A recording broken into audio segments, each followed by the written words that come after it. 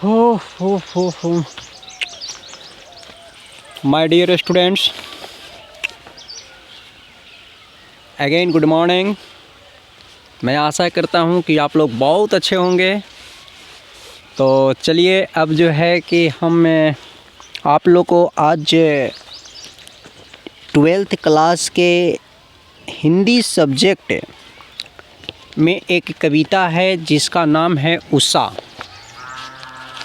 तो उषा को पढ़ा दे रहा हूँ, ठीक है।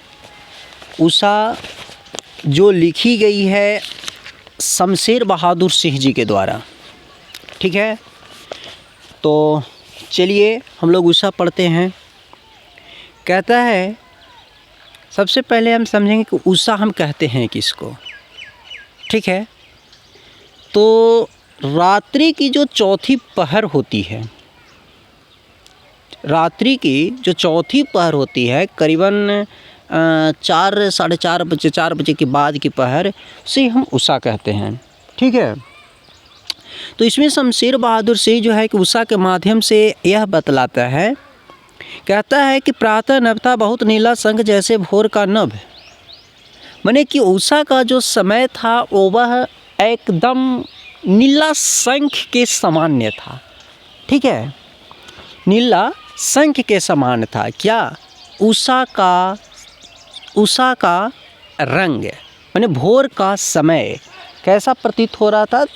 देखने में लग रहा था कि जैसे नीला जो शंख होता है, शंख का कलर जो नीला होता है, ठीक है ना। जो जिंदा शंख होता है उसका कलर थोड़ा सा लीला टाइप पर होता है, पूरी तरह से उजला नहीं होता है, उसमें नील मिक्स होता है, तो उसी के समान लग रहा है। तो उसके बाद जो है कि फिर ऐसा मान पर जान पड़ता है, राख से लिपा हुआ चौका अभी गीला पड़ा है। जिस प्रकार से हम अपने घर में जो है कि देखते हैं कि हमारे घर में माँ हो गई, भाभी हो गई, बहन हो गई, या और कोई भी महिला जो गृहिणी होती है, वह सुबह सुबह के समय में मिट्टी में राख जिसको हम बानी कहते हैं, माने कि जो जलावन जो होता है जिससे खाना बनता है, उसका जो छाई होता है, उसको जो है कि मिट्टी में बांध करके कह रहे हैं, सॉरी, मिट्टी में घोर करके, और जो है कि उसको बाल्टी उल्टी में रख करके, तसला उसला में रख करके, और उसको जो है कि लिप देती है, ठीक है। तो वैसा जैसा कि फील होता है, देखिए एक दो को हमको डिस्टर्ब कर दिया भाई, इसीलिए गड़बड़ा गए हैं, ठीक है। तो चलिए कोई बात नहीं, फील नहीं होता है। जैसे कहने का मतलब कि राख है और मिट्टी में हम घोर करके, और हमारी गृहिणी जो है कि लिप करके और शुद्ध कर देती है ना। लिपती है शुद्ध करने के लिए, है ना।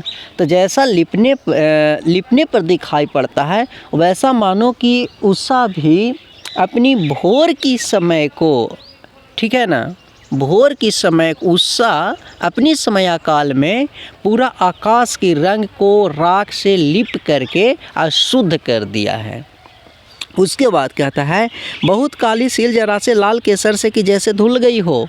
ऐसा मानो कि कुछ क्षण बाद प्रतीत होता है कि कोई काला पत्थर पर लाल केसर जो है कि रंग दिया है, लाल केसर जो है कि घिस दिया है, ठीक है। तो उसके बाद जो है कि ऐसा प्रतीत हो रहा है कुछ समय बाद कि स्लेट पर या लाल खड़िया चाक मल दी हो किसी ने। लग रहा है कि जैसे हम लोग बच्चा में पढ़ते थे ना काला स्लेट पर जब हम पेंसिल से लिखते थे, उजला पेंसिल के एक परत में कभी देखे होंगे कि एक सतह पर लाल परत बैठा होता था, लाल परत जो है कि रहता था, और उससे जब हम लिखते थे तो उजला में लाल जो मिक्स होकर के दिखाई देता था, वैसा ही एकदम मानो एकदम वैसा ही फील हो रहा है, वैसा ही मानो दिखाई पड़ रहा है, समझे। वैसा ही महसूस हो रहा है, वैसा ही देखने में लग रहा है आकाश का रंग उषा के समय काल में। कैसा? जैसा मानो कोई काला स्लेट पर लाल खड़िया रगड़ दी है। उसके बाद कहता है कि नील जल में या किसी की गौर झिलमिलाए दे जैसे हिल रही हो, ठीक है।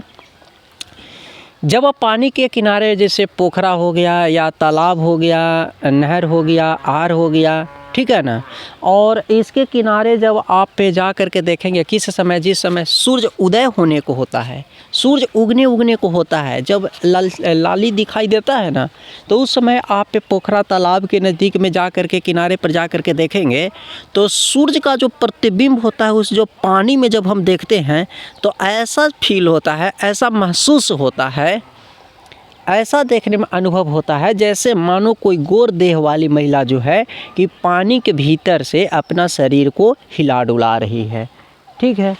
उसके बाद कहता है जादू टूटता है इस उषा का, अब सूर्योदय हो रहा है, ठीक है ना।